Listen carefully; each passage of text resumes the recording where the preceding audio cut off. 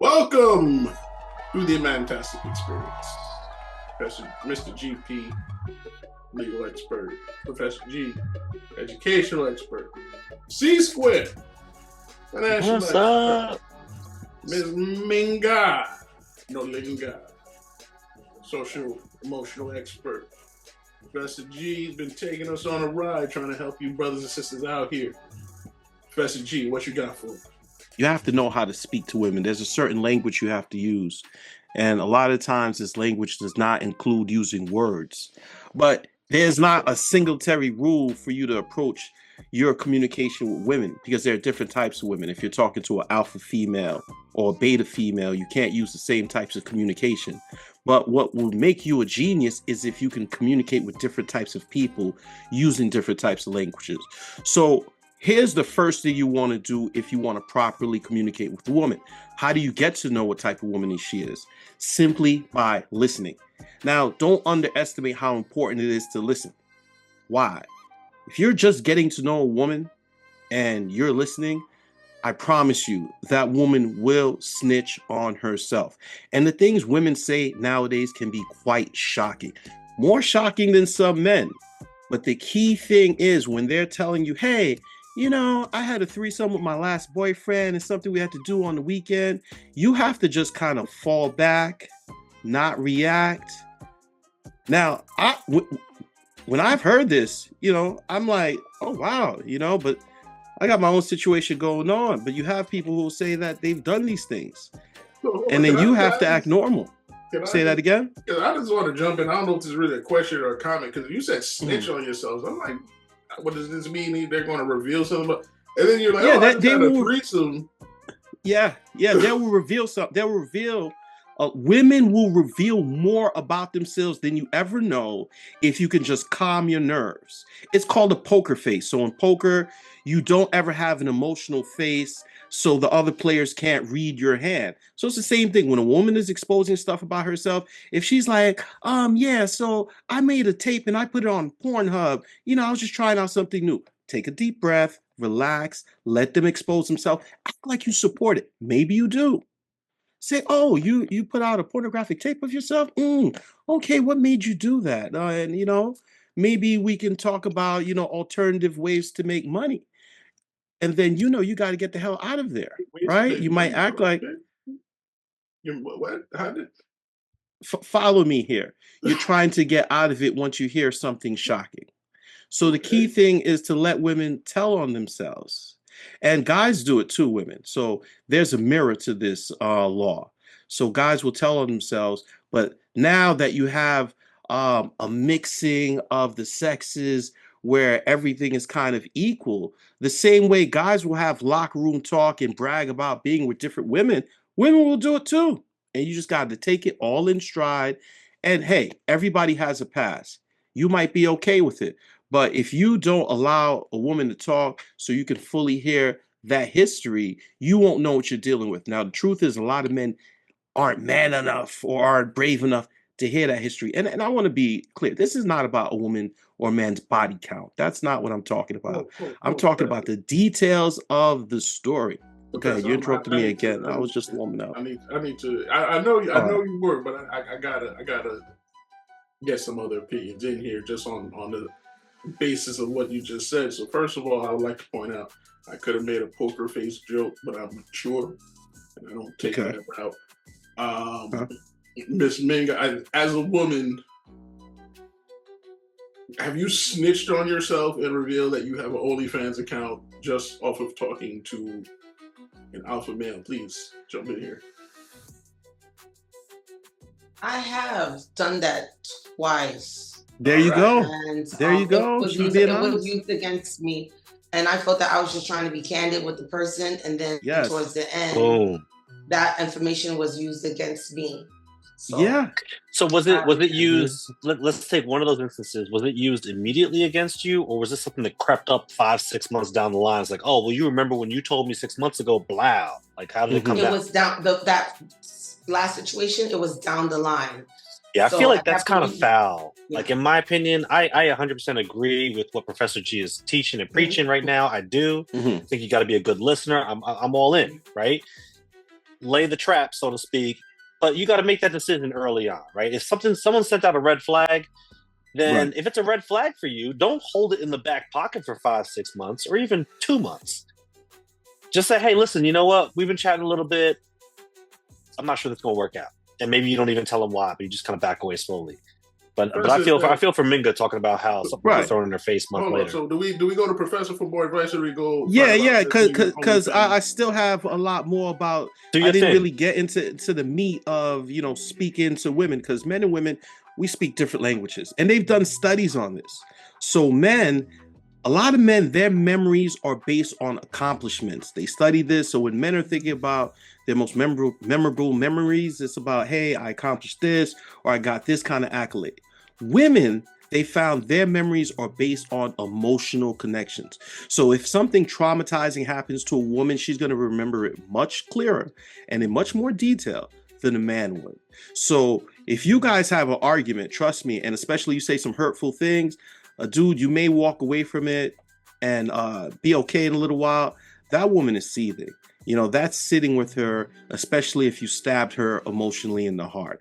So why do we have to talk about this? Because the body language that you get from a woman will tell you where you are when you walk in a room. One thing I have with my wife, when I walk in a room, we give each other a kiss, peck on the lips, whatever the case may be. So if I walk in a room and I don't immediately get that kiss on the lips, I'm already checking her temperature. What's wrong?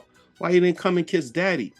So if you don't see whatever you usually get when you walk in that makes your woman light up, right then and there, you should be on point to see what's happening in the energy of you and your woman. Now, if you see something's going wrong, you don't want to ask a why question. That generally doesn't work well with anyone, men or women. Good advice. But women will tend to take that very offensive. So put it to you like this. If you say to a woman, why are you wearing that dress? That is never going to sound good. Now, I've made this mistake and asked that question as a moment of curiosity. Why are you wearing that dress? And I'm thinking, maybe you're a little too dressy. We're just going to the theater. But it comes off as, hey, I don't look pretty in that dress. Or you don't find this dress attractive on me. And you have to have foresight to anticipate what a woman is going to process from your comments and your questions. So body language, reading between the lines, everything. You got to watch for the woman's voice tone. Check your voice tone. Because if you're coming off too aggressively and you're not aware, you may get certain reactions from your woman that you may not be prepared for. So if you come on, hey, babe, what we eating tonight? She's like, well, I ain't cooking. Well, maybe that what we're eating tonight should have been said a little bit more smoothly. So reading between the lines is a big part of your job as a man. But one of your most important jobs is to be an emotions manager. Women do it too for us, but a lot of men are not taking their responsibility, because the biggest thing you could do as a man is if a woman is having an emotional breakdown and say, hey, babe, you need to chill. You're overthinking this. Relax. And as simple as it may seem, that's our biggest job. When your wife or girlfriend comes home beefing about their coworkers or jealous of them, you might have to tell her to turn it down a notch, or you might just have to be a hype man like, yeah, babe, them chicks is hating on you. Wherever the wave takes you. Professor, go ahead, bro. So go ahead. I'm just going to jump in here for the comments, because I already know this is going to be, you're saying women are this and you're stereotyping women. And I said it could go both ways. There's a mirror effect. Just saying what just saying what it's going to look like. And is this a general thing? Like, because you threw out at the beginning, you said alpha females, beta females, and all these terms, and we've talked about these terms loosely before. Yeah. So let's just say you approach a female. You don't know that alpha, beta, kappa, whatever. Okay. What do you do? Like what did you do back in your time? Like, how do you approach this person? Figure out what they are, alpha, beta. They're having threesomes and whatever. How do you figure this out? I mean, you could tell a lot from most people by their body language, the way they dress, the way they move, their amount of masculinity or the level of femininity. You can see all this, and you do have to measure a person before you make that approach to see if this person is going to fall into the range of what you like. But you got to get to talking to them, and sometimes they may look like a passive person and come off as more aggressive, and you got to see if that's what's for you. You might be a beta male. You might need a woman who's going to take lead and tell you what you need to do. That's fine. But if you feel that you want more control as a man in your relationship, because I believe as a man, it is your responsibility not to dominate a woman, to provide dominion. That's when you are providing a network and support so they could be a better them. I'm going to put on my Captain Obvious hat again. Damn. Right. I'm going to put on my Captain Obvious hat again and remind bros that there is nothing to be gained by being mentally, physically, or emotionally abusive. You want to have peace, because if you're spending your whole relationship going back and forth, telling somebody what to do and trying to control them, you're going to have a heart attack, and that's going to bring up your cortisol levels and react on yourself. So you want to get to the point where you're flowing seamlessly in your relationship with your woman. That's the goal here. So, Miss Minga, how do you prefer to be approached by a man? For me, is I have to see him as someone who can hold a conversation, intellectual, who's a good listener, even if it's at a bar, that would make me attracted to the person. Like, what does he have going on for him? Is he funny? Can I laugh? Because sometimes I know I'm silly. I like to laugh. That would probably hold the conversation. But if he's just like telling me that I'm beautiful and it's like so very surface conversation, then it just that's not enough to sustain me conversation. Anything further than that. See, but I was thinking about what said. I feel like a lot of us do have like irrational like behaviors, and we don't do self-regulation. So it's so hard. What he's saying is just so hard. Does it really manifest itself in homes? I think not. I think most people, men and women, struggle how we communicate with each other because we don't have the emotional intelligence to be able to self-regulate. Like, this is what I'm feeling, but I don't really see that happening, even though he's saying makes sense. I don't really see that happening. Is that something, Minga, when you in your relationships you've experienced, was the man there regulating your emotions, like saying, hey, you need to chill? And was that reciprocal? Did you do it as well? No. Mm-hmm. No. I think it was a lot of like passive things too. Like, if I would say something, the person at some point would just leave. Be silence. Right. Just be silent. Rather than have the conversation. Yeah, that many conversations had. So I did not experience that. You want to jump in here? Yeah, there's a lot of thoughts I've got going on in my head here. I want to double click on Minga's comments because of some things she's referenced in the past, right? So Minga, you've described yourself as sometimes you struggle with control in a relationship, and at times that has caused some friction, right? So as the woman, when you're approaching these dynamics that Professor G was so eloquently kind of piecing together for men listeners, but as the woman, knowing who your man is, how or do you bother to kind of check your commentary, your facial reactions, anything, because you don't want to create the wrong kind of reaction, or you just kind of and you just gonna have to deal with it? And that's an excellent question. And that's immaturity on my part. It was just like a disregard for that. Like, I had no filter. So if you do something to me, this is just how I feel. I'm just gonna let you know how I feel. Doesn't matter if it's demeaning. I really didn't care. And sometimes I got to that point where these things did not matter to me. And it just got worse and worse and worse and worse. So what he's saying is something like, I'm like, wow, this is like, to me, like it's like seventh heaven. Like, wow, is this achievable? It's just, it's ideal, but is it really playing out in relationships or marriages? Okay. And do you feel like you're different now? Would you play things out differently today, or is it just still kind of like? I think I would. I'm not going to say I will be 100%. There'd be certain self-regulations that I have to like consider.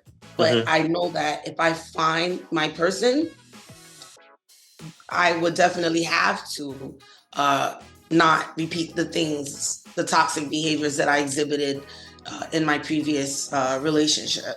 So if I find my person, let's go. Like, I would have to do that if I want that person, you know?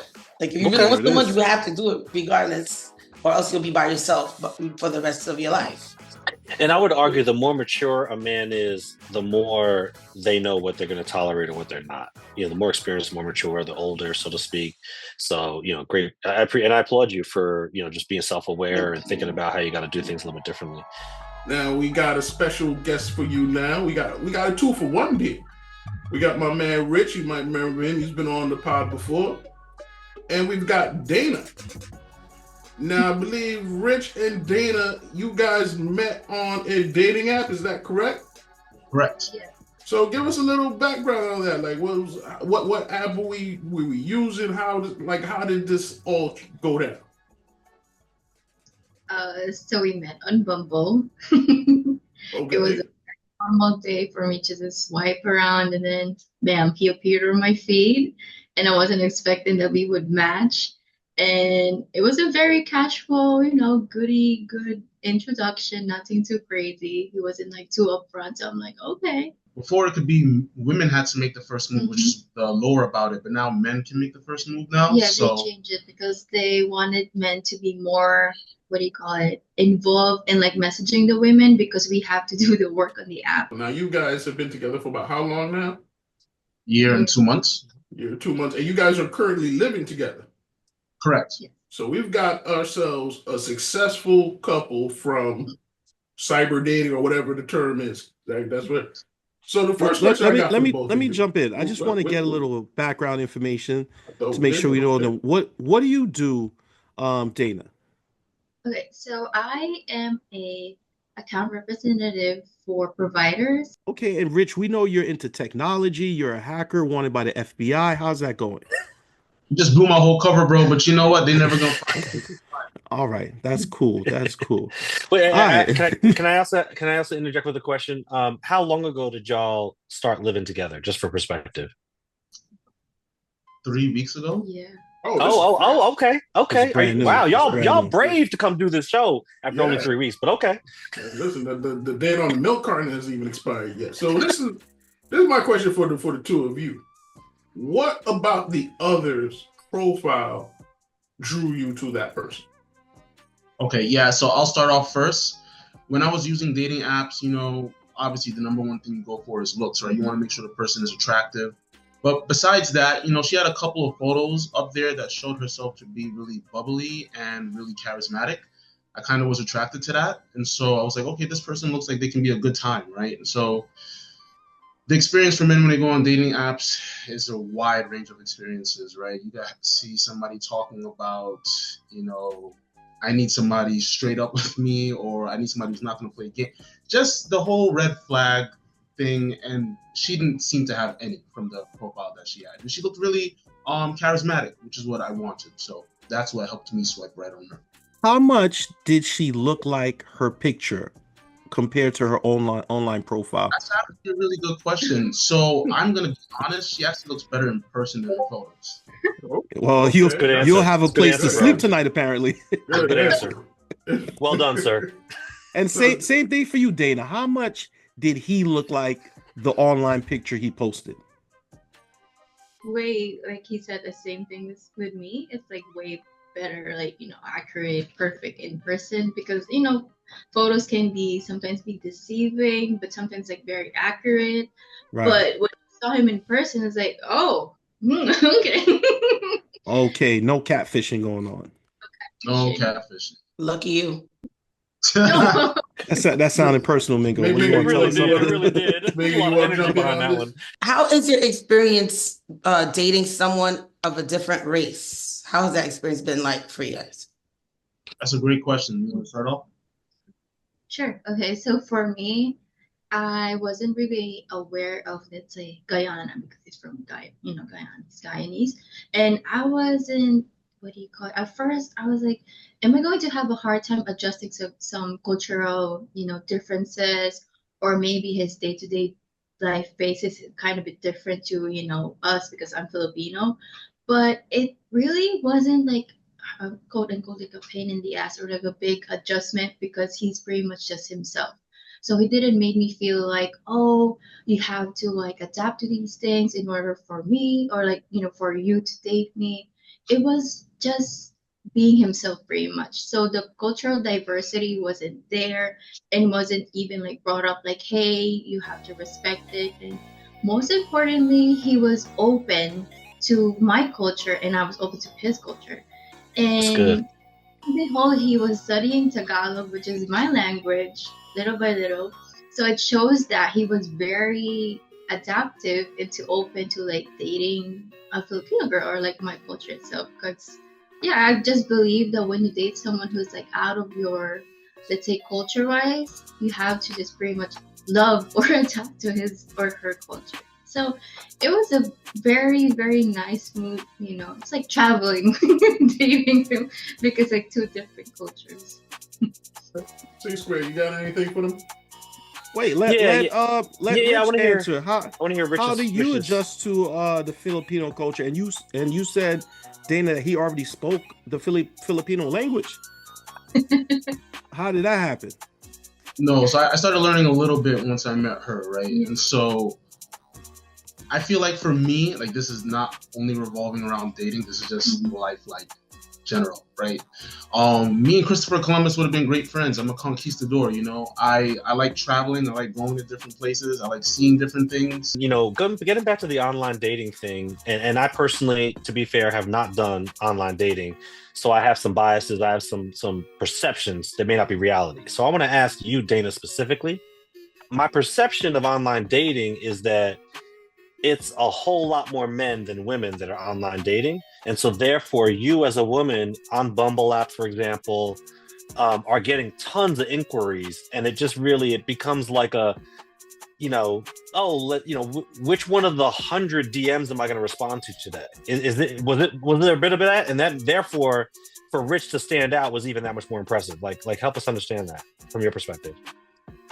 So because most of like the profiles that I see on Bumble, it has like a long descriptive of this is what I'm looking for, this is me, like you have to be this type of person, like put on a bunch of emojis, and then other than the description or bio that they usually put, it's the photos that they actually post, which is like, let's say, topless or very sexually informative and what, just by one look, like, oh, this is the type of guy he is, like partying. Or you can easily differentiate the vibe from like the profile of the person that you're swiping. And with him, it wasn't like he's trying to portray someone that he's not. He's just completely himself. Let's say video games and like a photo of him like wearing a cool jacket and looking for like a good time. So it wasn't really, his profile pretty much stood up because of just being himself and not, he didn't put anything crazy to make me just, brush it off or swipe to the next one. Now that you've gone from the app to dating and you're living together, you've been living together now, you just said for a few weeks, right? Yeah. So what have you seen about each other that you didn't expect or made you say, oh man, I wasn't looking forward to that? What have you seen so far? Keep it real. Go ahead. Dana right. First, because she clearly has Dana. Dana, what did he hit you with a toenail? Like what's going on? No, I'm kidding. Nothing too crazy. It's just how he is in his regular, quick, time without not being productive, not working, just chilling.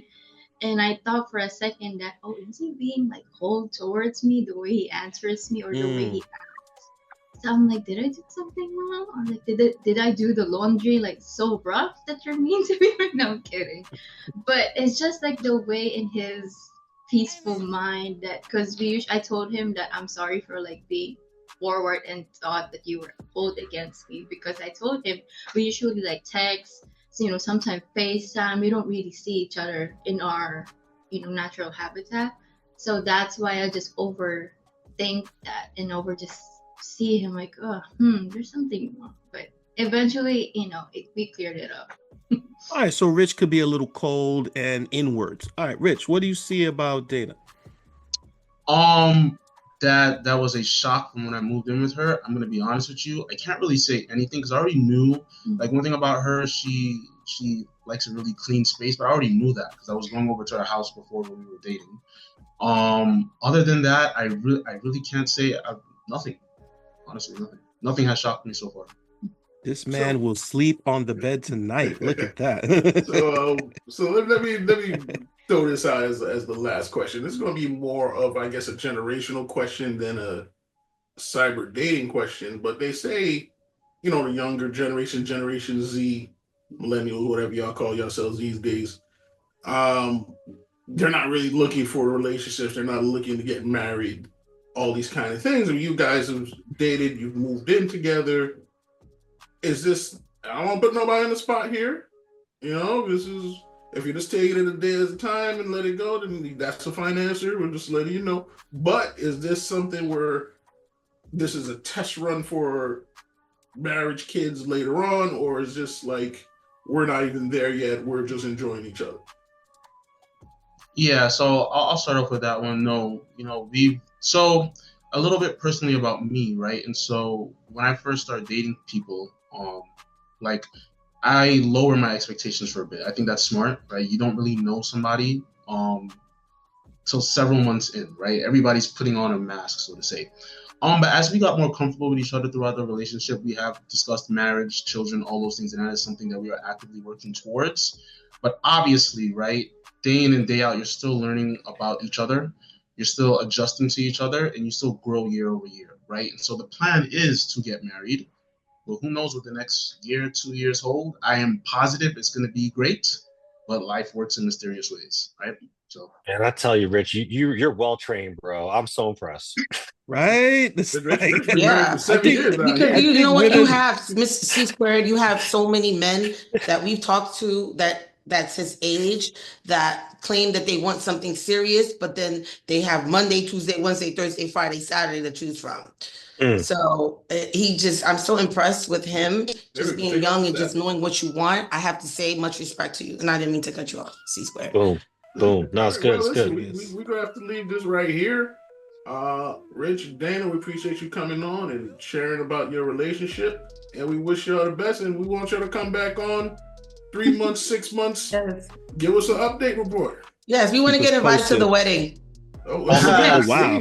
Jump in the gun. Lots See, of the women did that to you. pressure. You know, a lot of things that I think people kind of get confused is you see a lot of things on TV that you think is what the law is really like. And that's not really what it is. So I just want to give you some basic information of ways that you can help protect yourself. Just in general, if you work in a regular job, like a regular person, you know, there are people that are dealing with things and they don't really know how to get out of it. You might have a boss that's saying crazy things to you, whether you're a woman, minority, whatever. If you're, you know, we got a lot of different things with sexual orientations. People may be mocking that. And you are trying to find a way to, you know, kind of get some kind of, you know, justice out of this. And the job might be ignoring you. Your coworkers don't want to help you out. So there's a tool that you can use that you don't have to spend any more money on because you already have it. And that's your phone. Your phone is in your pocket. You can pretty much break it out at any time. And you can download a recording app and you can use this as your evidence. Now I'm going to explain this. All right, so Mr. GP, let me slow you down just to get some clarity. In what circumstances are you saying you could use your phone? Like, what are you talking about? I'm getting to it. Let me cook, chef in the kitchen. So, all right, there you go. So there's two types of evidence in this world. There's direct and circumstantial. Breaking down easy, direct evidence. Somebody robbed a gas station and we got you on camera with the gun to the cashier taking the money. Faces on camera, everything. This is A to B. You did it. This is unquestionable because the video answers the question of who did this. Circumstantial is more roundabout. So we've got you in the area of the gas station that got robbed, fitting the description of the person who robbed the gas station. There's really no eyewitnesses or whatever, but A plus B kind of equals C, and that's what we're going with. The point of the cell phone and the recording is to get direct evidence of whatever is happening to you. So you can use your cell phone, just downloading a regular recording app, turning it on, and you kind of just wait for whatever you're saying is happening to happen. So if somebody is in your job dropping the N-word, you get the recording of it. If somebody is making unwelcome advances to you, you get the recording of it. And what that does, it provides you direct evidence of what you're saying is happening that you may not get another coworker to testify to because they're worried about their job or they're worried about retaliation. And that's where that comes in handy. So I can just start recording people. There's no laws against it. Do I need their permission? So this is where it's not a catch-all, be-all. Now we're going to get into what is one-party consent, two-party consent. One-party consent, and this is the law in 37 states, including New York. As long as one of the people in the conversation is aware of the recording, that recording is legally admissible. So I'm sorry, I got to just... So if there's two people in the conversation, I'm the recorder and I know it's recording, that's legal. That's legal. So if me and you are having a conversation and you're recording, as long as you know that you're recording conversations between me and you, right, legally admissible. So what's not legal is me planting a recording device in a room I'm not in. Walking out knowing two other people are walking in and I'm recording it, that's illegal. Correct, because the people in the conversation have to be, one of the people in the conversation has to be aware of the recording. So if me and C Square having a conversation, Professor G or Ms. Minga can't record it and then use that against us. They have to be a participant in that conversation. Gotcha. Then there are two participant states, like California, Florida, and a few others are two consent states, meaning that that both people in the conversation have to know that the recording is going on. So if you're in a two-party consent state, this gets a little bit trickier. You may have to take another route, but this is the law in the majority of states. And as I said, 37 states have one-party consent. So let me ask you this question, and this is based on a true story here. I had my bro, he had the big beard, tattoos, workout guy, got a new job. And then when the big bosses came in, they started dropping hints at him like, hey, you should cover up your tattoos. Hey, and they even told him, hey, why don't you think about shaving your beard? To which he felt, offended in a sense where it's like, hey, you're not telling me this was a requirement for the job. Is that something he should look into, pursue, or even think about recording if they're dropping these hints about you changing certain looks and certain aesthetics about yourself? That's something that's been kind of going around in the courts lately with such things like hair and dreadlocks and things like that. A lot of the rules is you leave that person with their hair and everything alone. There are some, like, to more answer your question, it would really come down to what are you saying is protected in that. What usually the argument for dreadlocks can be a religious thing. It's sacred to the Rastas and everything like that. So you can make a religious claim saying that this person is telling me to cut my hair, but that's against my religion. So you kind of need something that triggers a cause of action as well. What if you're a fashion dread? I'm sorry? What if you're a fashion dread? It's not religious. If you're a fashion dread, really is you're not supposed to come after somebody for their hair at this point. This stuff differs from state to state. But we're in New York. We'll kind of deal with New York. New York is and Minga is obviously floored by the fact that it differs from state. So, there she is. So these things differ from state to state. In New York, it's really you don't come after somebody's hair. In the more liberal states, you'll get you don't come after somebody for hair and beards and things like that. Tattoos can be a little bit different. It really depends on what we're talking about with a tattoo. If you got like a naked woman on your arm, like this may not be the example that your workplace is trying to put up. So it could differ. If it's something like it's a religious symbol, again, that could be something where you're expressing your religion. It gets dicey. A lot of these things can go case by case, because it might depend what the tattoo is depicting, how this could impact your job, or how it could impact somebody coming in. Is it offensive? These kind of things. There's a lot of things that would go into it. You would need more of a fact pattern to understand the tattoo part of that. Do you feel like some jobs are more lenient towards certain things? Generally, most employers want people to be able to come in, do their job, go home, no incidents. They're not looking to get into any court cases. Court is costly. The job always bears the brunt of it as far as legal fees and who's paying out what. So most jobs do not want discrimination happening at their place. At the same time, we also understand that there's some jobs where, people kind of say things that you wouldn't normally say it's somewhere else, but construction sites, mechanics, they're kind of known for being a little bit looser, and that can have repercussions later on. What happened? Talking about the cat calls. Not just cat calls, sometimes just joking amongst themselves. Right. And it's about understanding those lines and where those lines can get crossed. Because, like, for instance, a lot of like sexual harassment stuff, it depends if the person's offended or not. And that can be a very ambiguous line. So a lot of jobs will kind of just preference like, hey, just stay away from all that. Because you don't know what might offend somebody, what might not. Just leave it all alone. So you bring us to a good place, because relationships tend to happen a lot on the workplace. You're spending a lot of time with the person, sometimes more than, if you're living with somebody. So what do you advise? Do you advise, getting into a relationship on your workplace? And if so, how can you protect yourself? Well, the number one rule with relationships in the workplace is always going to be the power dynamic.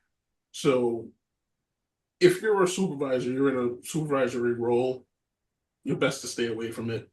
Because if you're asking somebody who's a subordinate, there's always going to be that, is this person feeling pressure to go out with you or to give you what you want because you're in that boss role?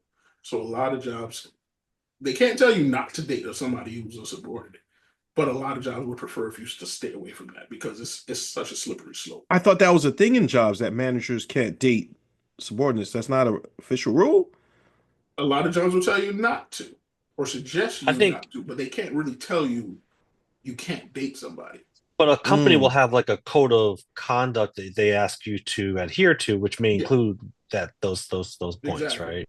And even if and sometimes these things do happen, where a boss will date a subordinate, or somebody who's in a managerial role will date somebody who's not in a managerial role. And usually what the job will do is they'll ask you, let us know, and they'll try to separate you as best they can. So if she's not reporting directly to you, or he's not reporting directly to her, and there's not that potential for retaliation on the back end if something goes wrong. So the job basically is saying, look, we don't want you to do this because there's a lot that can go wrong. But if you're going to do it, at least give us a chance to protect ourselves and do what's right for our place in case your thing goes wrong. What do you say to my brothers, my homies who are coming from the hood, and they're like, hey, man, sounds like you're turning me into a federale, asking me to record people as snitch. How do you respond to that? Then you can do whatever you feel you need to do. That's how I respond to you.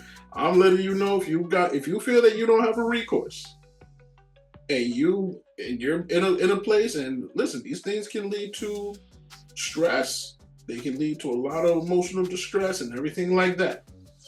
If you're looking for some kind of relief, again, I'm giving you a option. Even in a two-party consent state, you can still record that, bring it to HR, and just say, hey, HR, listen, this is what this guy told me. Now there's legal recourse is different in that situation, but you're still letting the company know what this person said to you, and they have a responsibility. They ask. Mantastic Experience. Mr. GP, your legal expert. Professor G, your educational expert. We got Miss Minga, representing for the ladies, your social emotional expert. Now, C Square has been taking us on this journey, helping us get our finances right, helping us get into a house. C Squares is going to C square it for us. Do it, brother. First and foremost, we're going to compare buying to renting.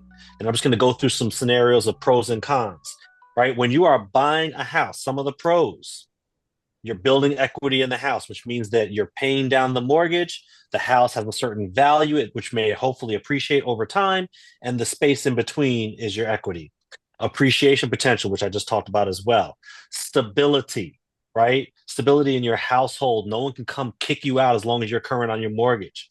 Tax benefits. This is a country that has put tax benefits in place because we want to incentivize more home ownership. So if you are not owning your home, those benefits you are giving to somebody else and you are without them. Lastly is just freedom. You own your own home. You can defend your own home. Can't nobody take it away from you as long as you're current. And then once it's paid off, you make sure those taxes are good. You're established. You can pass it down to the next generation. From a cons perspective, high upfront costs. We talked about that a little bit. We'll talk a little bit more about that in some time.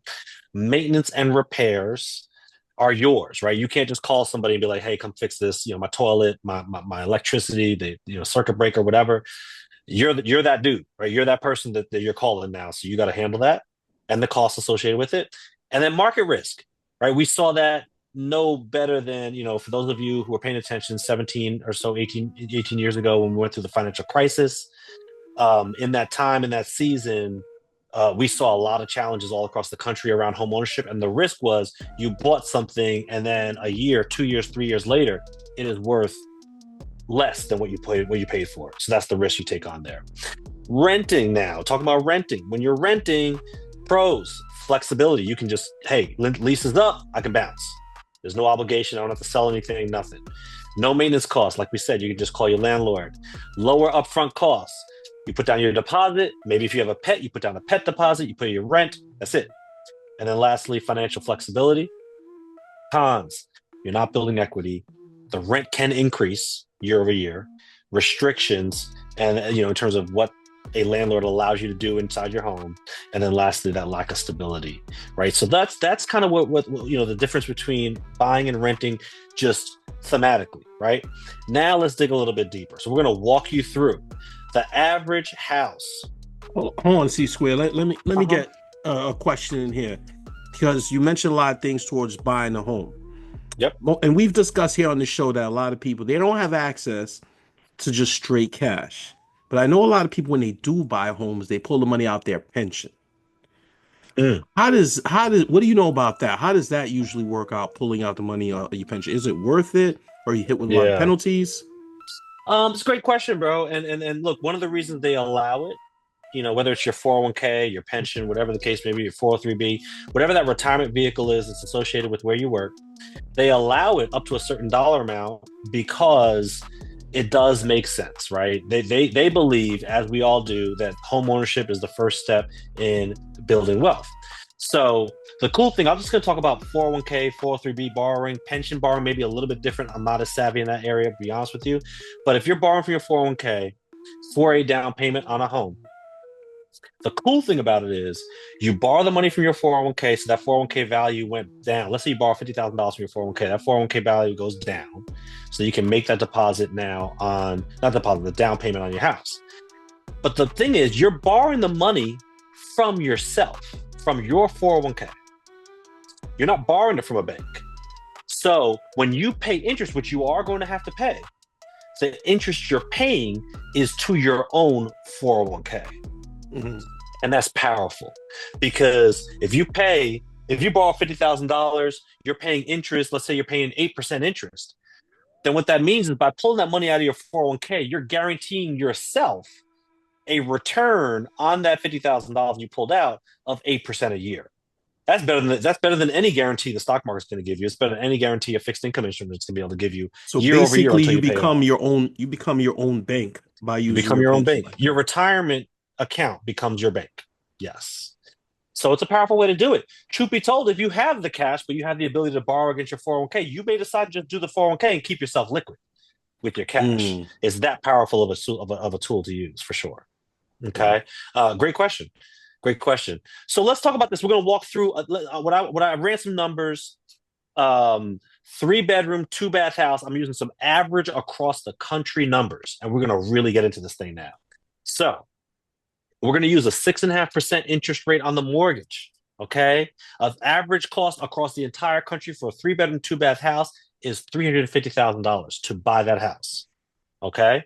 Down payment, we're going to go with 20% because you're living in the house. If it's an investment property, they'll usually ask for 30%, but it's a 20% on the down payment. So that's $70,000. We talked in the past about how you can use something like an FHA loan, bring that 20% down to 3%. We'll cover that a little bit again today, but just want to use 20% for these numbers if you have that down payment. In comparison to renting a 3-bedroom, 2-bath, whether it's a house or an apartment, the average across the country is $2,000 a month. So if you do the mortgage aspect, ran through those numbers, on top of the principal and the interest to pay down the mortgage, you also have to pay property tax and insurance. The lender's going to ask that you pay that on a monthly basis. So they collect that and then they make those payments for you towards interest and towards insurance and taxes. We'll factor in that that's about $400 a month just to kind of keep the numbers easy. And so when you net that all out, your monthly mortgage is $2,172.11. So $2,172 for your mortgage versus $2,000 for your rent. Okay. And you're paying both of those on a monthly basis. If you bought the house, you also have to pay out that down payment. And this is the intimidating part. So that down payment, well, again, we're using $70,000, which is 20%. So now you're out $70,000. You're out $2,172 a month versus $2,000. So in my opinion, this is why a lot of people are like, I'm just going to go ahead and rent. I got more flexibility. My mortgage, my rent is a little bit lower than the mortgage. Plus, I got that $70,000. Even if I have the $70,000, it's in my pocket instead of in the house, and they like that. Now, again, $70,000 can sound like a big number to most of us. So again, I just want to remind everybody, the FHA loan, if it's your first home you're buying in the last 5 years, you're able to then bring that down payment down from 20% to 3%, and 3% on $350,000. Now we're talking about $10,500. Hopefully, a lot more attainable than $70,000. So that is an option, and it's readily available as long as you got good credit, which we've covered in shows past. Mm-hmm. Does that mean that you're putting down less, but are you essentially going to pay more because you didn't have that big down payment? That's the question that I have. The mortgage goes up.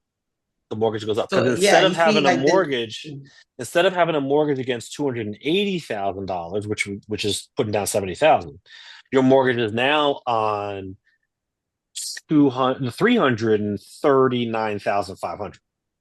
So yes, but to be fair, we're using 6.5% interest over 30 years.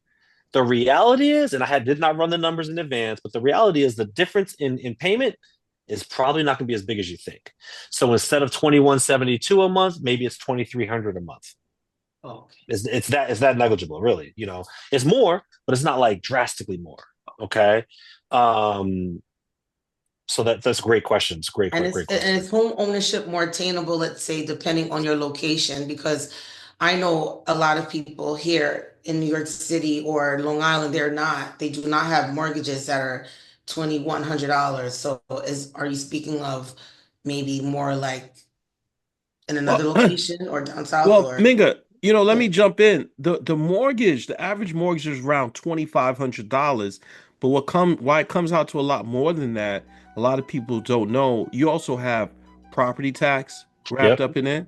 You have home insurance. You also have school tax. And depending on where you live, you might have a little other tax sprinkled in there. So the actual mortgage payment is that, but then you have other stuff. You have to be ready for it. And then also, every area has a different valuation to the properties, right? A 3-bedroom, 2-bath house in Long Island or in Brooklyn is going to be a lot more expensive than a 3-bedroom, 2-bath house in Jackson, Mississippi, for example. So the numbers I'm using are an average across the country, but depending on where you live in the country, if you live in LA, if you live in San Diego, which is just drop dead beautiful, a 3-bedroom, 2-bath house might cost you $2 million to buy, right? So, it just really depends on where you live. And then depending on how good the school district is, to Professor G's point, depending on the property tax and how much they assess it, all that kind of stuff kind of factors in to drive that monthly note higher. But let me just talk you through some differences, right?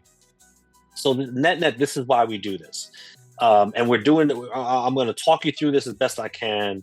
And we'll have a chart we can reference so that you guys can follow along, right? So in year 1 or year 0, once you buy the house versus renting, we'll just keep doing a comparison over 10 years.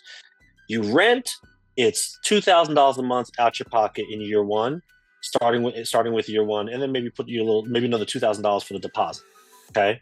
So at the end of year 1, you spent $24,000 on the place that you live where you're renting. If you're buying, we talked about the 2172, maybe we just use 2,200 for easy math, right? $2,200 a month. But you also put out the down payment. But the down payment, using $70,000 as the down payment, that is actually still your money because it is now equity in the home. Instead of owing $350 on the house, you owe $280 on the house. So yes, it is no longer in your pocket, but when you sell the house in the future, that equity is still there and it will be returned to you. So this is really, really important, right? So therefore, in year 1, at the end of year 1, you've paid rent if you're renting and you have nothing to show for it. At the end of year 1, as a buyer, you've paid a little bit more every month for your mortgage. We talked about that. You've put down the down payment. You now have $70,000 in equity that is still there in the house. You also have the amount you've paid down the mortgage that year, which may not be a ton. Maybe it's $500-$600 a month. So $600. So now it's like another $7,000 in equity that you paid down, which is also still yours technically. And then you also have the chance that the house appreciated in value in that first year. And we'll use on average across the country, let's say 3%. In some parts of the country, it's a lot more than 3% a year. So now your house is increased in value. That's going to be your money in the future. You got the equity you paid down, plus you paid down the equity even more. So you see how that difference is. At the end of year 1, your net worth on the house, right, might be over $80,000. At the end of year 1, as a renter, your net worth on the house you live in is 0. You've made excellent points. And I think that we as people of color need to see that home ownership is attainable, and that fear, right, is probably a result of the numbers that you just spoke about. So just feeling like you can't do it, you're not going to pursue something that you feel that you can't do. It's a very good point. It is a good point. Yeah, we got to make it happen. More about that. Got to make it happen. Back to you, Mr. GP. We're going to close it up and, get your money right. And C-Square is basically saying, play the long game because we plan to be here for a while, so got to play it right. Fantastic experience.